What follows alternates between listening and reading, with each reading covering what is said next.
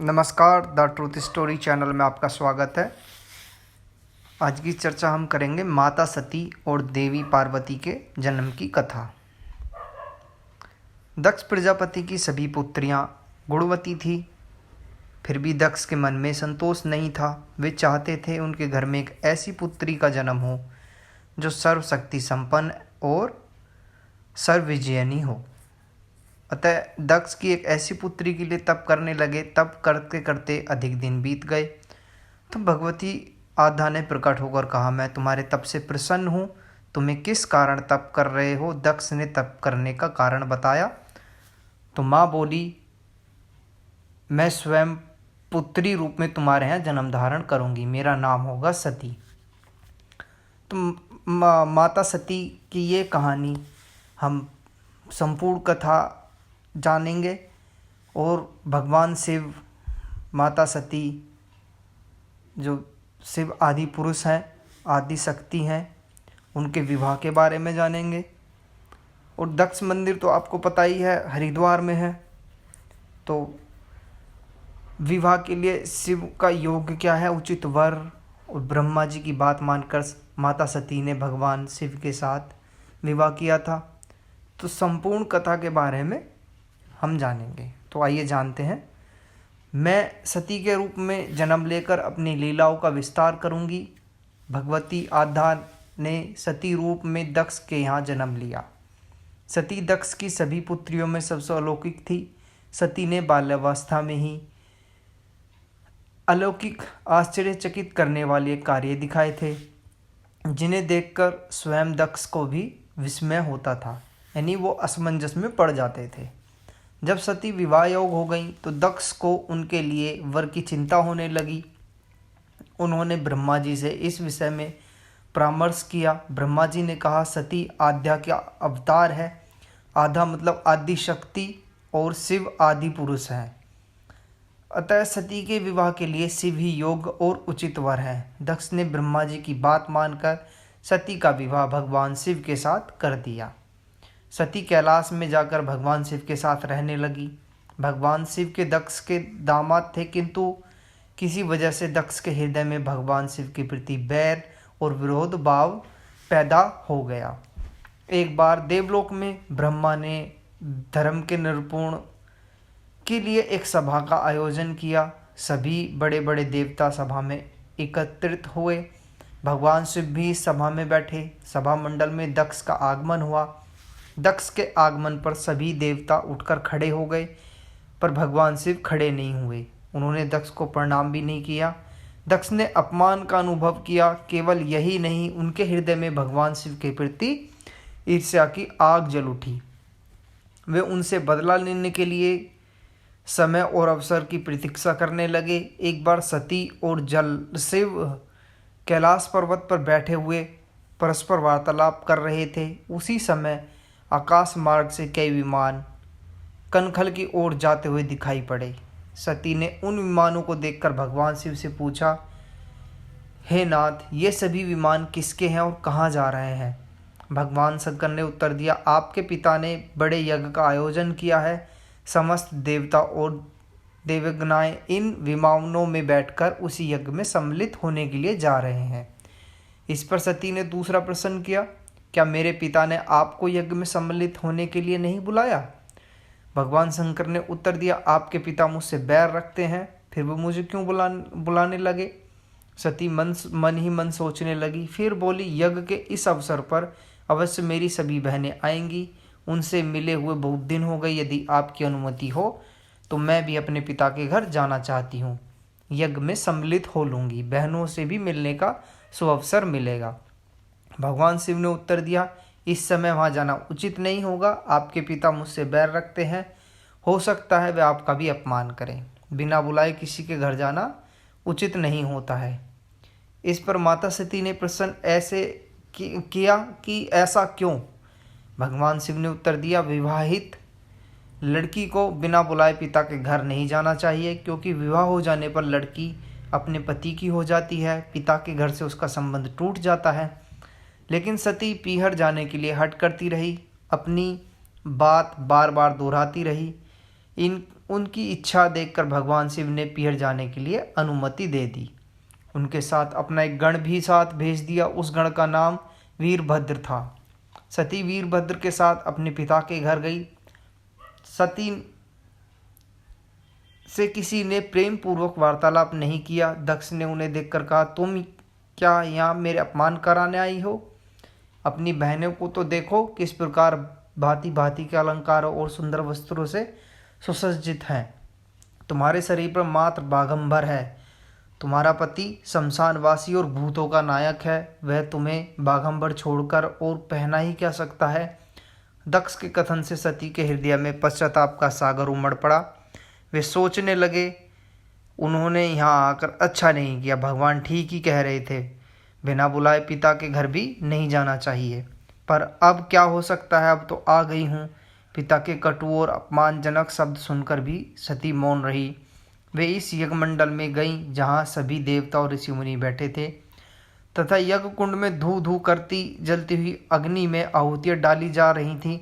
सती ने यज्ञ मंडप में सभी देवताओं के तो भाग देखे, किंतु भगवान शिव का भाग नहीं देखा। वे भगवान शिव का भाग न देखकर अपने पिता से बोली, पितृश्रेष्ठ, यज्ञ में तो सबके भाग दिखाई पड़ रहे हैं, किंतु कैलाशपति का भाग नहीं है।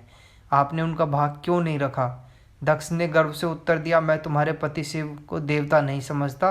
वह तो भूतों का स्वामी है, नग रहने वाला और हड्डियों की माला धारण करने वाला है। वह देवताओं की पंक्ति में बैठने योग्य नहीं है। उसे कौन भाग देगा?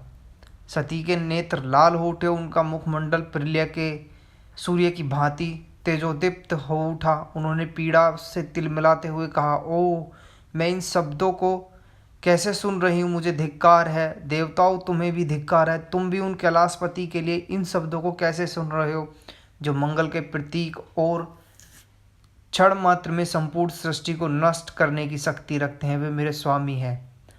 नारी के लिए उसका पति ही स्वर्ग होता है। जो नारी अपने पति के लिए अपमानजनक शब्दों को सुनती है, उसे नरक में जाना पड़ता है। पृथ्वी सुनो, आकाश सुनो और देवताओं तुम भी सुनो। मेरे पिता ने मेरे स्वामी का अपमान किया है। मैं अब एक क्षण भी जीवित रहना नहीं चाहती। सती ने अपने कथन को समाप्त करते हुए यज्ञ के कुंड में कूद पड़ी।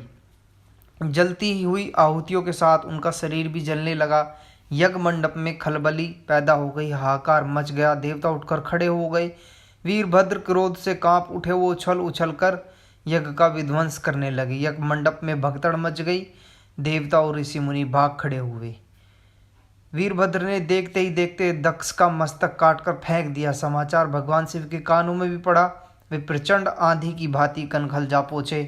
सती के जले हुए शरीर को देखकर भगवान शिव ने अपने आप को भूल गए और सती के प्रेम और उनकी भक्ति ने शंकर के मन को व्याकुल कर दिया। उन भगवान शंकर के मन को व्याकुल कर दिया जिन्होंने काम पर भी विजय प्राप्त की थी और सारी सृष्टि को नष्ट करने की क्षमता रखते थे। वे सती के प्रेम में खो गए और बेसुध हो गए। भगवान शिव ने उन्मत्त की भांति सती के जले हुए शरीर को कंधे पर रख लिया। वे सभी दिशाओं में भ्रमण करने लगे। शिव और सती के इस अलौकिक प्रेम को देखकर पृथ्वी रुक गई, हवा रुक गई, जल का प्रवाह ठहर गया, और देवताओं के सांसें भी रुक गई। सृष्टि व्याकुल हो उठी। सृष्टि के प्राणी पुकारने लगे, त्राहि माम। भयानक संकट उपस्थित देखकर सृष्टि के पालक भगवान विष्णु आगे बढ़े और भगवान शिव की बेसुधी में अपने चक्र से सती के अंग को काट काट कर गिराने लगे। धरती पर 51 स्थानों में सती के अंग कट कट कर गिरे। जब सती के सारे अंग कट कर गिर गए तो भगवान शिव पुनः अपने आप में आए।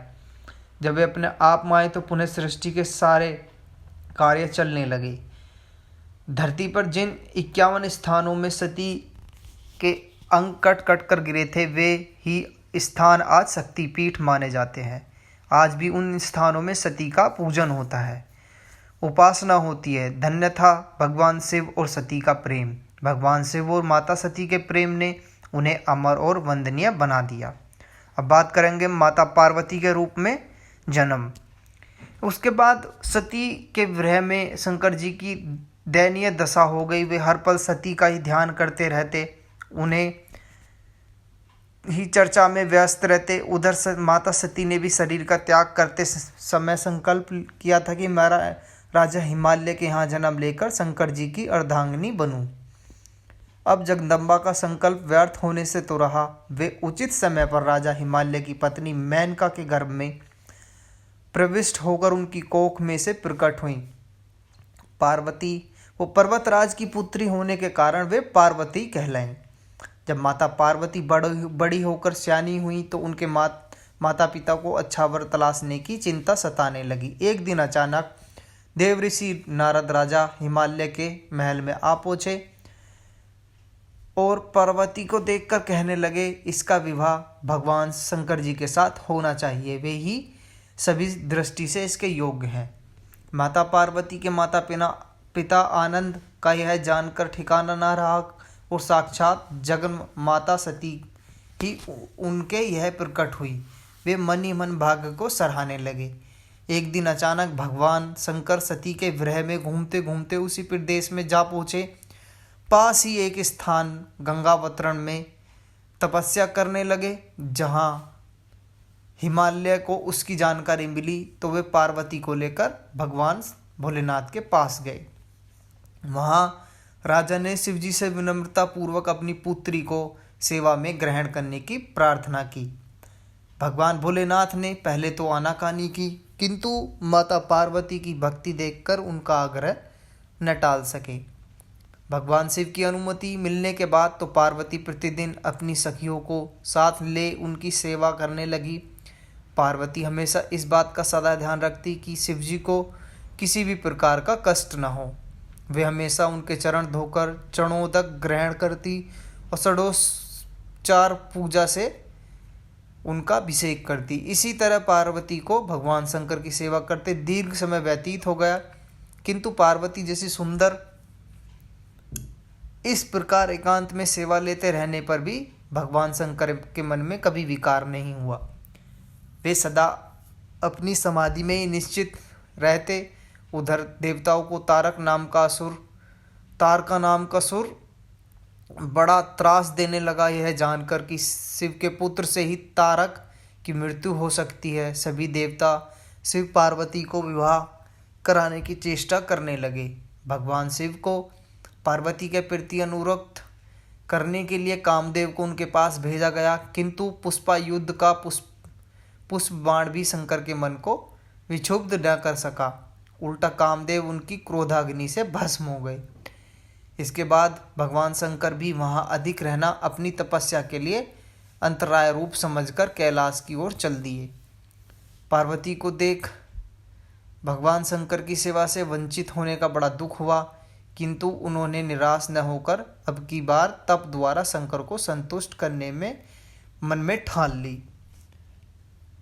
उनकी माता ने उन्हें सुकुमार और तप के अयोग्य समझकर बहुत मना किया, इसलिए उनका उमा यानी उ प्लस मा यानी तप न करो नाम प्रसिद्ध हुआ, किंतु पार्वती पर इसका असर न हुआ।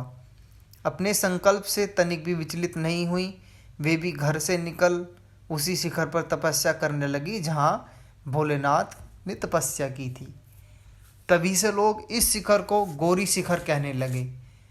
वहाँ उन्होंने पहले वर्ष फलाहार से जीवन व्यतीत किया। दूसरे वर्ष वे पर्ण यानी वृक्षों के पत्ते खाकर रहने लगी और फिर तो उन्होंने पर्ण का भी त्याग कर दिया और इसलिए वे अपर्णा कहलाईं। इस प्रकार माता पार्वती ने 3000 वर्ष तक तपस्या की। उनकी कठोर तपस्या को देख ऋषि मुनि भी दंग रह गए। अंत में भगवान आशुतोष का आसन हिला।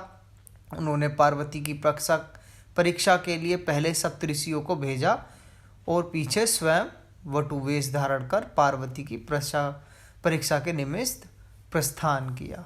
धन्यवाद। हर हर महादेव। जय माँ पार्वती। धन्यवाद।